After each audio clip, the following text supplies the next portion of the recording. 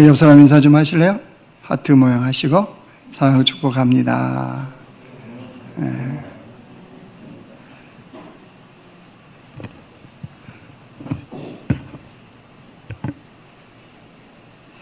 교육자들이 지난달에요 독서 나눔 했던 책이 하나 있는데 제목이 이거였습니다. 어떤 죽음이 삶에게 말했다.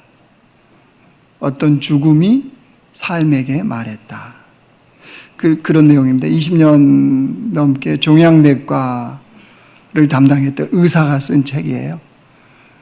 종양내과니까 뭐겠습니까? 암 환자들이죠. 암 환자들을 항암 치료를 하고 또 그들이 죽어가는 모습들, 이런 과정을 지켜보면서 그런 과정 느꼈던 것들을 이렇게 글로 표현한 겁니다. 근데 그 의사가 써놓은 그 책의 챕터 첫 번째가요, 이런 타이틀로 시작해요. 너무 열심히 산 자의 분노. 삶을 너무 열심히 살아서 죽음 앞에서 분노를 하더라는 거예요. 그거에 대한 이제 스토리예요. 이런 내용이었습니다. 어느 시골의 한 농가에 자녀들이 태어났는데 8년매가 태어났습니다. 거기에 마지로 태어났어요. 주인공 환자가. 8남매 마지로 태어나니까 부모님들이 동생들 뒷바라지를 해야 되니까 넌 농부가 되어라, 이렇게 권면을 한 겁니다. 근데 자신은 그게 싫었어요. 농부 되는 거 싫었고 공부하고 싶었어요. 그래서 부모님 말씀 듣지 않고 자수성가를 하는 그런 과정을 밟습니다. 소위 말해서 주경야독을 하는 거예요. 주경야독 하면서 대학까지 졸업했고요. 집에서는 한 번도 안 도와줬겠죠. 졸업 후에는 외국계 회사 임원 자리까지 올라갔어요. 대단한 거죠. 그러니까 소위 말해서 자수성가에서 출세한 겁니다. 과정이 얼마나 쉽지 않았을까요? 여러분, 집에서 도와줘도 쉽지 않을 텐데 스스로 공부하고 스스로 그 자리 가기까지 얼마나 쉽지 않았겠습니까? 그러니까 자연스럽게 이 사람에게는 뭐가 있었겠어요? 의지요. 불굴의 의지. 이거 하나만큼은 어느 누구에게도 뒤지지 않는 불굴의 의지를 갖고 이 사람은 산 겁니다. 그래서 그 자리에 올랐고 성공했고. 문제는 이겁니다. 50대 이제 중반이 되었어요. 근데 딱 신장암이 찾아온 거예요.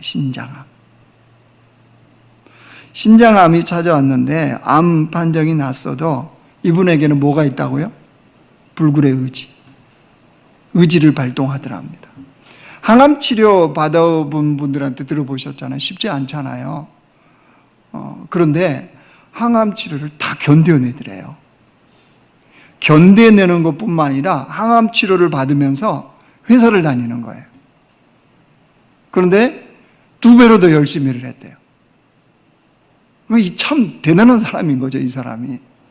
이 사람이 믿는 바는 뭐냐면 불굴의 의지를 가지고 치료도 잘 받고 이렇게 살아가면 극복할 수 있다는 거예요. 왜? 그동안 그렇게 살아왔으니까요.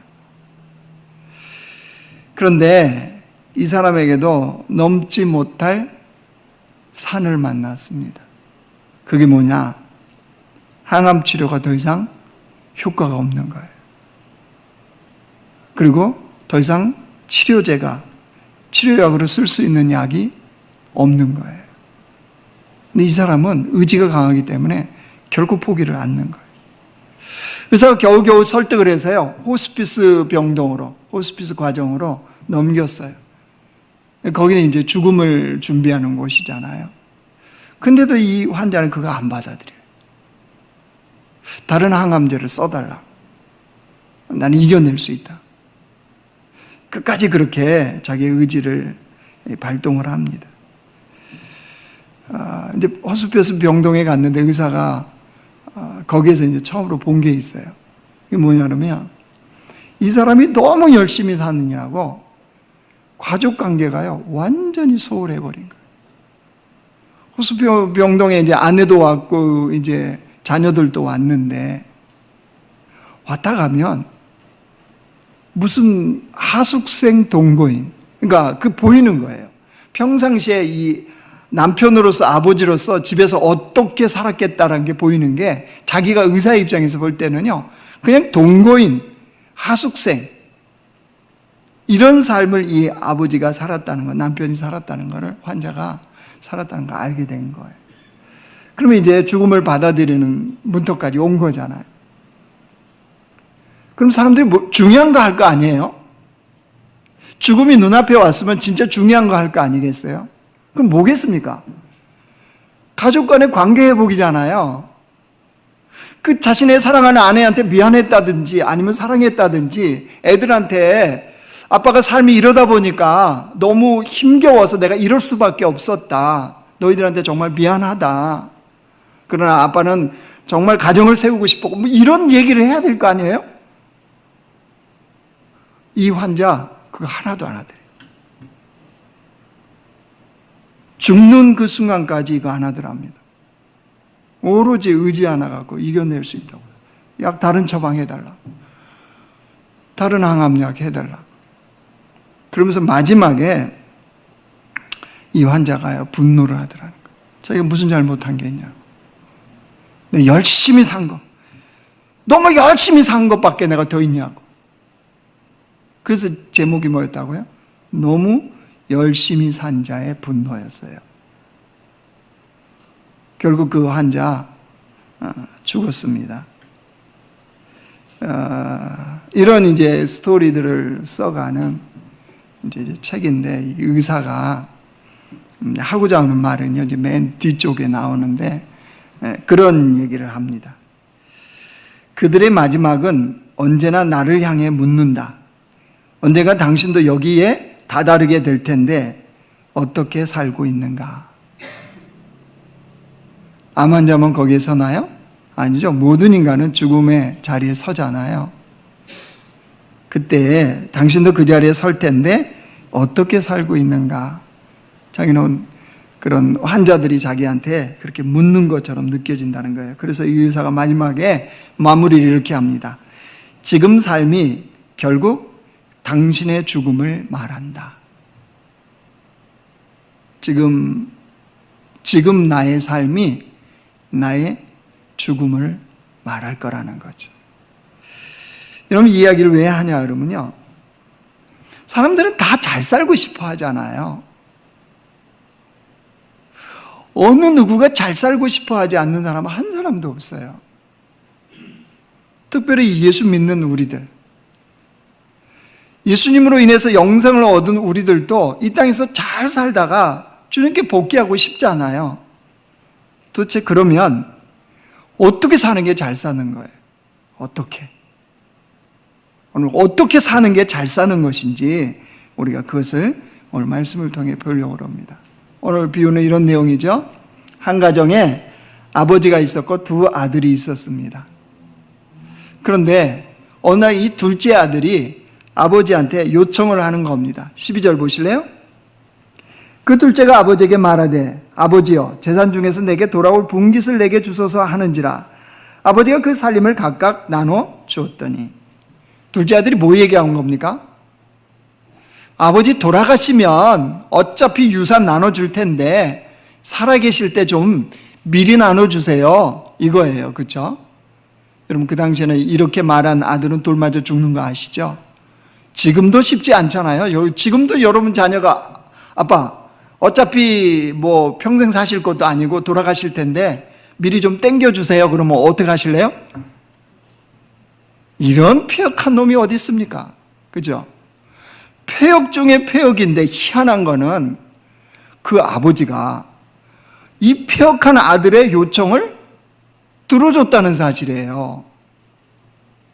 왜 들어주셨을까요? 이 아버지는 왜 요청을 들어줬을까요? 아버지의 사랑이겠죠. 둘째 아들을 특별히 사랑하는 이 마음이 있기 때문에 그렇게 하지 않았을까요? 중요한 건 이겁니다. 둘째 아들은 이런 아버지의 사랑을 알 리가 없습니다. 자식들이 어찌 부모의 사랑을 압니까? 그죠? 몰라요. 병원에 가봤더니 이 5명이 입원을 했는데요. 2명은, 저를 포함해 2명은 50대 넘은 사람이고, 이쪽 3명은 젊은 청춘들이에요. 막 20대. 그런데 다 누가 따라왔느냐? 이제 수술하고 퇴원하고 이런 과정을 누군가 보호자가 밟아주잖아요. 다 보면 부모님들이 와 계세요. 그냥 안타까운 저도 부모니까 부모 입장에서 애를 보는 게 아니라 부모를 볼 거 아니에요? 그냥 안쓰러워서. 아기 때나 20대가 된 아들이나 어떤 마음이에요? 그냥 아플 수 있었으면 본인들이 아팠으면 좋겠다는 왜 이런 표정이 있잖아요. 아프지 않니? 뭐 어떻게 해줄까? 정말 이 부모 사랑은 끝이 없구나. 이거를 이게 느끼는데 아무튼 그런데 아들들은 알까요? 그 폐역한 놈들이 모르더라고요. 내가 그냥 일어나서 야단을 쳐주고 싶었어요. 그 부모가 그렇게 안쓰러워서 그냥 어떻게 할 바를 모르겠고, 그죠? 의사나 간호사가 와서 한마디 하면은 그냥 그거 부모들은 다 귀 기울여서 듣고 물어봐주고 어떻게 하면 될까요? 저렇게 이러는데 뭔 아들들은 이렇게 당당한지, 그죠? 아들만 그러겠어요, 그죠? 아무튼 이 자식들은 그걸 알 리가 없어요. 이 둘째 아들도 역시 마찬가지예요. 시간 좀 지나서 유산 받아갖고요. 조금 지나니까 바로 본색 드러내요. 본색 보실래요? 13절 봐보세요. 둘째 아들이 본색이 드러납니다. 그 후 며칠이 안 돼요. 유산 받고 이제 며칠 안 됐어요. 둘째 아들이 재물을 다 모아가지고 먼 나라에 가 거기서 허랑방탕하여 그 재산을 낭비하더니, 재산을 받자 뭐 했다고요? 그거 모아가지고 먼 나라로 가버렸다는 거예요. 이 먼 나라는요, 아버지로부터 되도록 먼 곳으로 떠나버렸다는 거예요. 아니, 이 아들은 왜 이랬을까요? 아들의 마음속에 아마 독립해서 스스로 살아가고 싶은 마음도 있었을 테고, 또 자기가 성공해서 자신의 힘을 아마 보여주고 싶은 마음도 있었을 테고, 뭐 이런 아마 마음들이 있었을 겁니다. 그러니까 비록 되도록 아버지로부터 멀리 떠나버리는 이 선택을 하는 거죠. 여러분, 이 둘째 아들의 모습이 누구일까요? 여러분, 이 본문을 볼 때마다 여러분은 몇째 아들이에요? 첫째 아들이에요? 둘째 아들이에요? 아니면 목사님 난 셋째예요. 본문에 안 나와 있는 효자, 그죠? 네, 여러분, 우리는 다 이 둘째 아들에 해당되는 거 아세요? 우리 마음속에도 다 있어요. 하나님을 믿고 살지만 좀 주님으로부터 멀리, 아니면 주님이 원하시는 것부터 좀 멀리, 그래서 내가 좀 원하는 것 좀 해보고 싶은 마음 다 있어요. 이게 둘째가 바로 우리 모습이에요. 어떻게 알아요? 이사야 53장 보여주세요. 자, 우리 인간이 이렇대요. 제가 읽을게요. 우리는 다 양 같아서 그릇 행하여 각기 제 길로 갔거늘. 우리는 양 같은 존재들인데 어떻게 산대요? 그릇된 길로 간대요. 근데 각기 제 길로 간대요. 절대 목자의 통제를 안 받아요. 잘못 갔는데 자기가 가고 싶은 대로 간대요. 그게 누구라고요? 우리요, 우리. 그러니까 이 둘째 아들의 모습은 사실 우리의 모습이에요. 여러분, 우리가 생각하는 천국, 우리가 생각하는 행복, 우리가 생각하는 성공, 어떤 개념입니까? 내가 원하는 천국은 뭡니까? 내가 원하는 행복은 뭐예요? 내가 원하는 성공은 뭡니까? 다 이런 거 아닙니까? 우리 이렇게 생각해요. 내가 원하는 천국, 내가 원하는 행복, 내가 원하는 성공은 내가 원하는 대로 이루어지는 것, 내가 원하는 것이 다 있는 것. 그렇죠? 이 생각을 갖습니다. 그러니까 내가 원하는 대로 안 해주니까 그 착한 남편 괜히 잡잖아요. 그죠? 내가 원하는 대로 안 움직여주니까, 내가 원하는 대로 아이들이 안 해주니까, 그죠? 바라는 거 지들을 위해서 바란다고 그러잖아요. 공부 열심히 하고 이런 거 딱 하나밖에 바라는 거 없잖아요. 근데 아이는 공부가 싫은데 부모가 원하는 거예요, 부모가. 그러니까 우리 개념 자체가 내가 원하는 것이 되어지고 내가 원하는 것이 다 있는 것이 천국이고 행복이고 성공이라고 생각한단 말이에요. 자, 근데 여러분 우리가 빠뜨리지 말아야 될 게 있어요. 내가 원하고 내가 바라는 그거요. 우리가 타락한 인간이잖아요. 타락한 인간이 뭘 원하고 뭘 바라고 뭐가 있어야 된다고 생각하겠어요?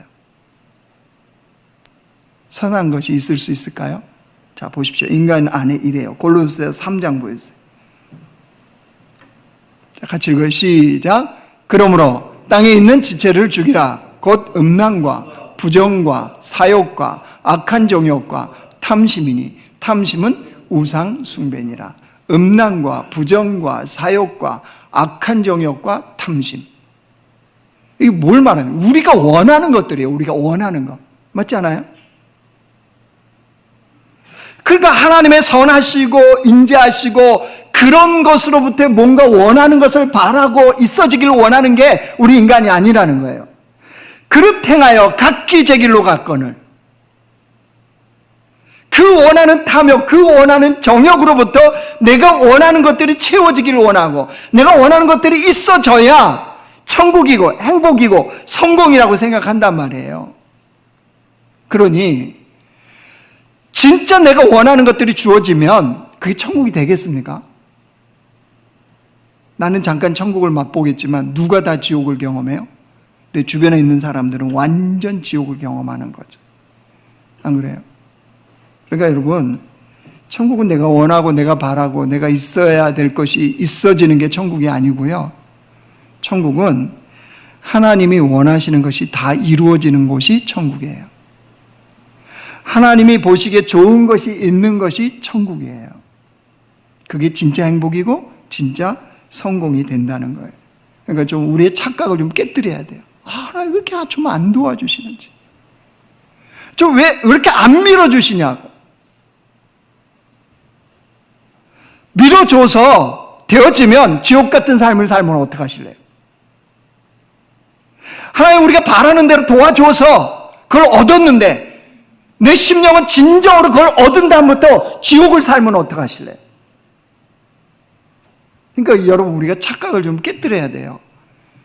내가 원하는 대로 주님이 들어주시는 것이 결코 천국을 경험하는 게 아니에요. 행복을 맛보는 게 아니에요. 성공을 하는 게 아니에요. 한번 둘째 아들 한번 볼래요? 그 결과가?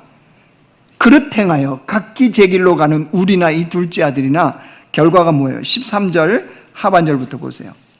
거기서 여러분 마음에 들지 않는 단어들 동그라미 치세요. 허랑방탕하여 그 재산을 낭비하더니 14절이요. 다 없앤 후 그 나라가 크게 흉년이 들어 그가 비로소 궁핍한지라.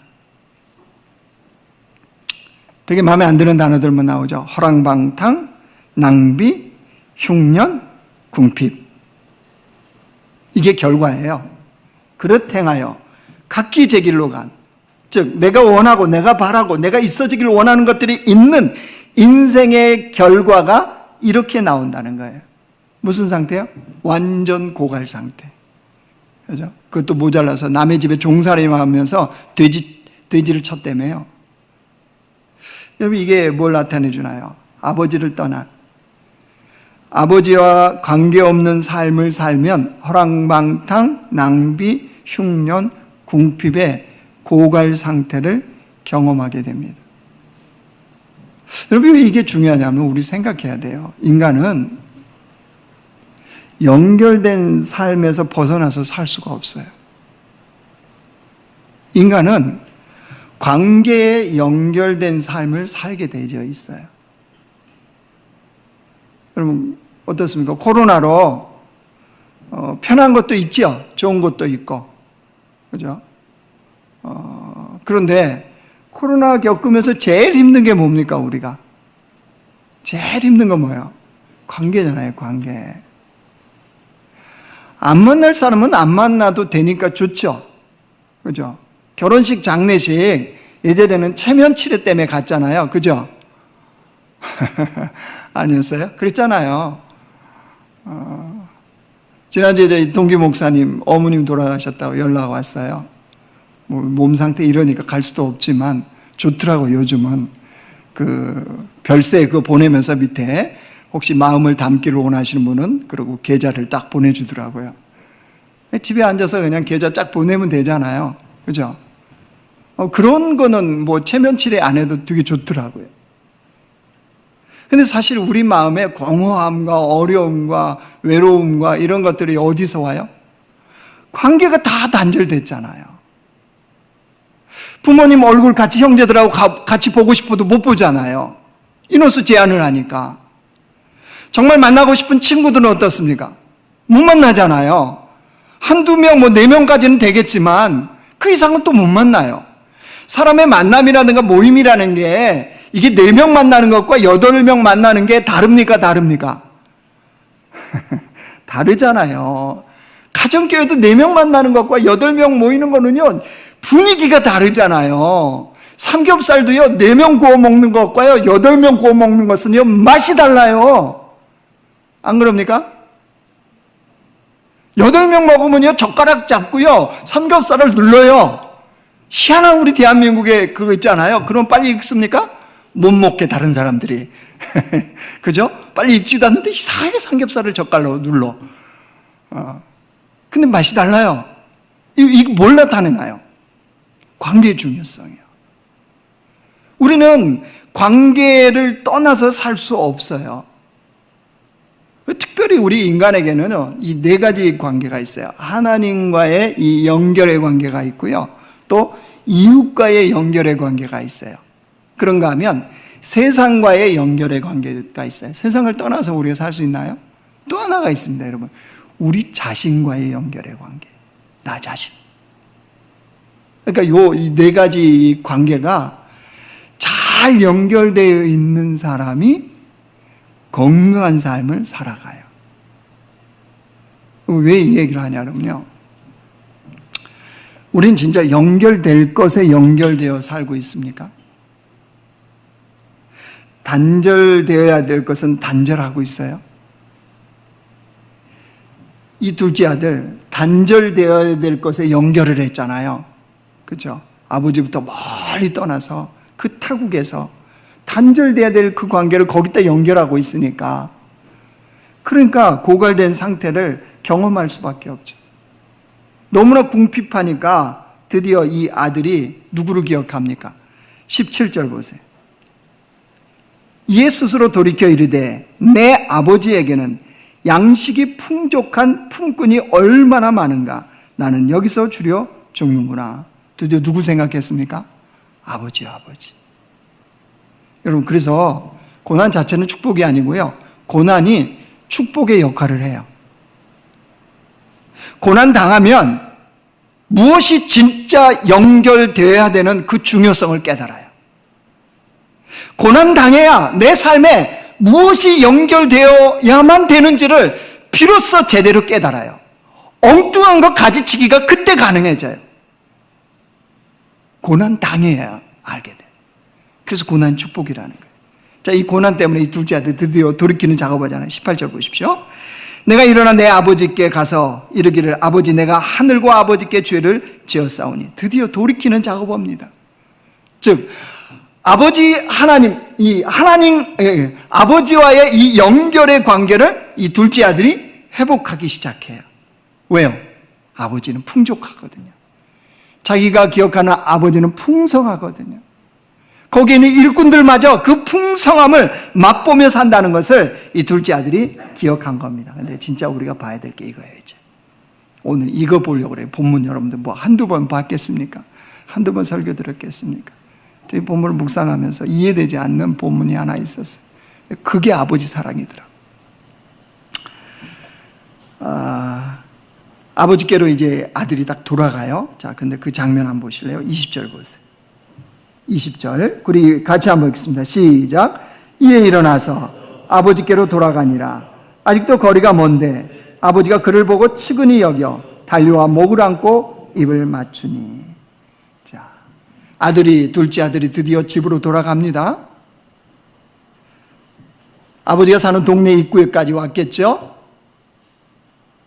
자, 그런데 오늘 본문을 보면 누가 누구를 먼저 알아봤다고요? 아버지가 집 돌아오는 둘째 아들을 먼저 알아봤대요. 안 이상합니까? 상식적으로 안 맞지 않습니까? 왜요? 보고 알아보는 거 당연하지 뭘 이상해요 이렇게만 보입니까? 생각해 보십시오.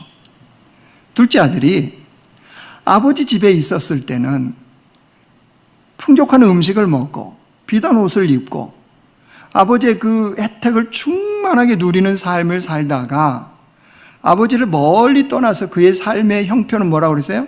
허랑방탕, 낭비, 궁핍, 흉년, 먹을 게 하도 없어서 돼지들이나 먹는 쥐엄 열매조차도 자기가 좀 얻어먹으려고 그랬더니 그것조차도 없었대요. 그리고 둘째 아들이 지금 돌아오는 거예요. 그러면 예전에 둘째 아들의 모습은 지금 돌아오는 둘째 아들 모습 속에 있겠어요? 없겠어요? 없죠. 거지가 되었어도 이런 거지가 되었겠습니까? 입는 옷이나 몰골이나 하며 살은 또 얼마나 빠졌을까요? 행색은 얼마나 보기에 초라했을까요? 한마디로 거지 같은 애가 돌아오고 있겠죠. 그러면 여러분 상식적으로 두 사람이 딱 마주치면 멀리서 보면 아버지 모습은 그대로예요. 그렇죠. 아버지가 변할 수가 없는 거죠. 그 시간이 흘렀어도 아버지는 그대로 그 집에 계시는 거니까. 그러면 둘째 아들이 먼저 아버지를 발견해야죠. 먼저 아버지 모습을 알아봤어야죠. 그런데 그런 본문이 아니에요. 멀리 떨어져 있는데 아버지가 먼저 둘째 아들을 알아봤어요. 그리고 아버지가 달려와요. 그리고 아버지가 그 아들을 안아줘요. 그리고 아버지가 그 아들을 받아줘요. 여러분, 이거 어떻게 가능해요? 어떻게 가능합니까? 성경 읽을 때 한 번도 안 이상했어요? 이게 여러분 아버지의 사랑이에요. 아버지는 둘째 아들이 나간 순간부터 한시도 잊은 적이 없었겠죠. 모르겠습니다. 사람을 동원해서 둘째 아들이 어떻게 살아가는지 매일매일을 점검했을 수도 있어요. 중요한 거는 그게 아버지의 마음이라는 거예요. 우리 하나님 아버지의 마음. 그죠? 왜 그게 가능해요? 이사야 49장 한번 보여주세요. 제가 읽겠습니다. 여인이 어찌 그 젖먹는 자식을 잊겠으며, 그렇죠? 젖먹이 자식을 어찌 엄마가 잊어요? 못 잊습니다. 그건 끊을 수 있는 게 아닙니다. 자기 태에서 난 아들을 긍휼히 여기지 않겠느냐? 그들은 혹시, 인간이 그럴 수 없는데, 본성이기 때문에 그럴 수 없는데, 혹시 잊는다 할지라도 나는 누구예요? 하나님은 너를 잊지 아니할 것이라. 그 다음에요, 내가 너를 내 손바닥에 새겼고 너의 성벽이 항상 내 앞에 있나니. 하나님 아버지께 우리는 어떤 자녀들이라고요? 손바닥에 새긴 자녀. 왜 손바닥에 새겼다고 그랬을까요? 항상 보잖아요. 우리 뭐 잊어버릴 것 같으면 메모지 없으면 볼펜 갖고 손바닥에 쓰잖아요. 그죠? 그거 반드시 하려고 할 때 쓰지 않습니까? 하나님 아버지도 한시도 우리를 잊은 적이 없다는 거예요. 여러분, 이것이 복음이에요. 이것이 아버지의 사랑이에요. 하나님 저 아세요? 손바닥에 새겼다니까요. 하나님 나 잊고 계신 거 아니에요? 손바닥에 새겨서 보고 있다니까요. 그 선교사님 부부가 살아가는 삶을 보고 참 많은 도전을 받았습니다. 남편은 구약학 교수고요. 아내는 그 제약회사 책임연구원으로 이렇게 평상시에 잡을 가지고 살아가요. 근데 이분들은 선교사로 살아가요. 그 삶을 접고 또 갔다가 또 다시 왔다가 또 주님 보내시는 곳에 미국이든 이스라엘이든 한국이든 또 아프리카든 이분들이 이렇게 선교사를 하시는 선교사예요. 근데 이제 그 남편이요, 그 아버지를 따라서 이민을 갔는데 돈이 없으니까 미국 이민을 가는 게 아니라 파라과이로 이민을 갔어요. 그러니까 참 가난한 집안인 거죠. 고등학교를 거기서 이제 졸업하고 아버지 일을 돕겠다고 자기는 이렇게 마음을 먹었는데 자꾸 주변에서 권유도 하고 주님도 그런 감동도 주고 이래서 자기의 마음속에 하나님 말씀을 더 배우고 성경을 더 많이 알아서 사람들에게 좀 가르쳐주고 이런 마음들이 들더래요. 그래서 물어봤더니 그 파라과이 한인교회 목사님이 이스라엘을 가면은 공짜로 공부할 수 있다고. 학비도 무료고 기숙사비도 무료고 잘못된 정보였던 거예요. 이스라엘 백성들만 그러는 거예요. 외국인은 그러지 않는데. 그렇게 근데 잘못된 정보를 주니까 소망이 확 생겼어요. 그래서 비행기 표값만 만들어서 가면 된다. 이 얘기를 해준 거예요. 그래서 비행기 표값을 이제 마련하는 거예요. 비행기는 이미 예약해놓고 값만 지불하면 돼요. 근데 그 당시에 편도 비행기 값이 1950달러였다 합니다. 그걸 마련해야 돼요. 근데 이게 얼마 정도의 가치냐 그러면 그 당시에 파라과이의 의료 종사자들 한 달 월급이 35달러에서 55달러였대요. 그러니까 그냥 쉽게 말해서 의사가 4년 동안 연봉을 다 모아야 비행기 티켓을, 편도 티켓을 끊을 수 있는 거예요. 자기 아내는, 고등학교 졸업한 이 자기 아내는 1달러도 없어요. 근데 기도하면 하나님 평안한 마음을 주시고 하나님 말씀을 주시고 이사야 41장 말씀 주시더래요. 이거예요. 두려워하지 말라. 내가 너와 함께함이라. 놀라지 말라. 나는 내 하나님이 됨이라. 내가 너를 굳세게 하리라. 참으로 너를 도와주리라. 참으로 나의 의로운 오른손으로 너를 붙들리라. 이 말씀이에요. 그렇게 약속의 말씀까지 주어졌으니까 평안한 거죠. 문제는 이거예요. 출발하기 이틀이 다가오는데 돈이 1달러도 없다는 거예요. 주변이 더 난리가 났죠. 진짜 가는 거 맞느냐? 송별식 해야 되는 거냐? 교회에서 청년부에서 더 난리가 났죠. 너 진짜 가는 거냐? 간다. 근데 비행기 값은요? 이틀 전까지 하나도 마련이 안 됐어요. 근데 이틀 남겨놓고요. 하나님이 기적의 역사를 펼쳐주셨어요. 아버지 직업이 뭐라고 그랬어요? 이 가죽으로 뭘 만드는 그 직업이었어요. 근데 중국 한 아주버니가 가죽을 사겠다고 자기 집에 온 거예요. 아버지는 뭐 그 일도 또 안 돼갖고 가게를 접은 상태. 그러니까 가죽 제품들은 많이 있는 거죠. 중국 아주머니 이것저것 이제 상품 같이 있는 거 보여줬지 않았겠어요? 보여줬는데 뭐 다 마음에 안 들어 하는 거예요. 그리고 이제 나가려고 하던 찰나에 이 주인공 아들이요. 자기도 뭐 다른 거가 아니라 아버지를 이어서 가죽 만드는 거를 배우려고 산고양이 가죽들을 잔뜩, 그러니까 이게 하품인 거죠. 가죽으로 치면. 그 연습하려고 이렇게 잔뜩 쌓아놓은 게 있었다는 거예요. 갖다 놓고. 그걸로 자기는 가죽 이제 자르는 연습, 뭐 그런 가공하는 연습들을 아마 했었나 봐요. 중국 아주머니가 그걸 딱 보더니 그거 사겠다고 그러는 거예요. 자기 엄마가 아니 이거는 하품이고 이건 뭐 제품 할 수도 없는 거고 이거는 우리 아들이 연습용으로 이렇게 나눈 거래. 이거 뭐 물건 값도 안 나간다. 근데 한 사코 그거 사겠다는 거예요. 한 사코 사겠다 하면 줘야 돼, 안 줘야 돼요? 줘야죠. 그거 가져가면서 봉투를 하나 놓고 가더라 합니다. 나중에 봉투를 열어봤는데 1,500달러가 들어있더래요. 그럼 이제 얼마 남았어요? 450달러만 마련하면 되잖아요. 450달러는 교회에서 송별식하고 뭐 하면서 자연스럽게 채워졌어요. 이렇게 하면서 이제 이스라엘 가서 공부했는데 알았죠. 잘못된 정보였다는 거. 어마어마하게 고생을 해요. 그런데 그 이제 거기서 또 자기 배필을 만나, 이 아내 되는 배필을 또 거기서 만나, 이스라엘에서. 유학 온 자매였어요. 그런 거 하며 또 인생의 어떤 선택, 미국으로 또 가서 미국에서 신학을 하거든요. 이런 그 부분들을 하는 이런 선택들. 과정을 다 이야기하는데 중요한 게 있어요, 중요한 게. 이분들이요, 이 부부가 정말 순전한 그리스도인. 선교사인데, 진짜 순전한 그리스도인 선교사. 몇 안 되는, 진짜 우리가 왜 보면, 저 사람은 진짜 진짜 순전한 선교사다 이렇게 꼽을 만한 사람 있잖아요. 그 중에 황모 선교사도 뭐 이렇게 생각되십니까? 제가 볼 때는 이 선교사님 부부가 그런 부부예요. 그런데 어떻게 이게 가능했느냐? 이분들의 이 삶의 스토리를 보면서 하나님과의 연결의 관계, 이게 항상 연결이 돼 있어요. 매 순간마다 선택을 해야 될 때 이것 때문에 갈등하지 않아요.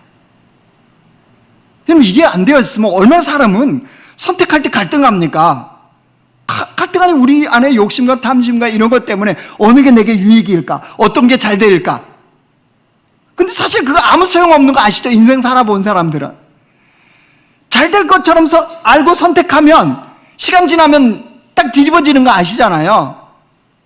그러니까 우리의 이 생각과 선택들은 믿을 게 못 돼요. 아무리 객관적이고 아무리 많은 정보를 갖고 해보십시오. 근데 이분들은 보니까 하나님 아버지와의 그 연결된 관계에서의 선택을 하는 거예요. 그러니까 인생의 그 걸음걸음이 하나님의 일하심과 기적의 역사가 되어줄 수밖에 없는 거죠. 이 말씀을 이제 정리하려고 합니다. 하나님이 우리에게 하시는 말씀이 있어요. 인생 잘 살고 싶니? 그리스도인답게 제대로 살고 싶니? 주님 물으십니다. 그러면서 하시는 말씀이요, 내가 거룩하니 너희도 거룩하라. 내가 거룩하니 너희도 거룩하라. 하나님을 믿는 백성들이 잘 사는 삶의 방법은 거룩에 있다는 거예요. 우리가 주를 쫓아 거룩하게 살아가면 그 삶이 가장 잘 사는 삶이 되는 거예요. 왜요? 주님이 임재하시니까, 주님이 함께 하시니까요. 주님과 연결된, 하나님 아버지와 내가 연결된 삶을 사는 삶이 되어지니까요. 왜 그게 잘 살게 돼요? 모든 것의 원천은 주님께 있거든요. 풍성과 풍부와 모든 좋은 것은 하나님이 원천이시기 때문입니다. 그러니까 여러분, 우리가 거룩한 주의 백성으로 주님 앞에 살기 위해서는 주께로 돌아가야 돼요. 내 마음, 내 생각, 내 꿈, 내 비전, 내 계획, 나의 미래, 내 삶의 현장, 이 모든 것이 아버지 하나님과 연결되도록 주께로 돌아가는 자만이 거룩한 주의 백성으로, 가장 잘 사는 주의 백성으로 이 땅을 사는 것이 가능해집니다. 오늘 둘째 아들을 통해서, 집 나간 둘째 아들을 통해서 하나님은 우리에게 그 말씀을 하고 싶으신 거예요. 인생의 참된 선곡은 하나님과의 연결의 관계에 있습니다. 인생의 천국은 하나님과의 연결의 관계에 있습니다. 우리 인생의 행복은 하나님과의 연결의 관계가 있습니다. 그렇기 때문에 여러분, 우리 마음이 주께 돌아가기를 원합니다. 우리 발걸음이 주께로 돌아가기를 원합니다. 우리 꿈과 우리 비전이 주께로 돌아가기를 원합니다. 그게 잘 사는 방법이니까요. 여러분, 이런 백성들로 우리 모두가 살아가기를 주의 이름으로 축원합니다.